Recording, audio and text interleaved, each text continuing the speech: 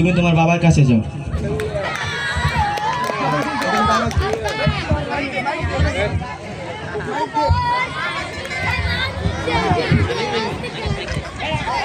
তুমি জানো না এখন আমার কন্টেন্ট দেখার সময়, এখন আমি কন্টেন্ট দেখতেছি। কেন স্কুলে তোমাকে শিখিয়ে দেয়নি? শিখিয়ে দিয়েছে কিন্তু আমি ভুলে গেছি।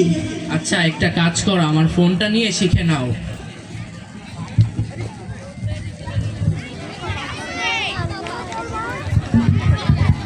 ধুর, ভাল লাগে না আর পড়ালেখা। আমাকে সময় দেয় না, শুধু বাসায় এসে শুধু মোবাইল দিবে। আরে এটা তো গেম না, দেখি আমিও একটু খেলি। আমার বন্ধু বান্ধব তো সবাই এই গেম খেলে।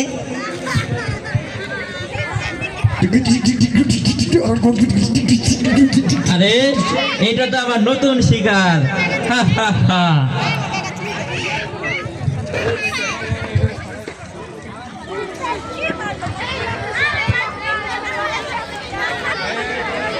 সম্মানিত সুধী মণ্ডলী, আমাদের এই চারবাগ গ্লোরিয়াস স্কুলের ছোট্ট বন্ধুদের পরিবেশনায় ছোট্ট একটা বার্তা।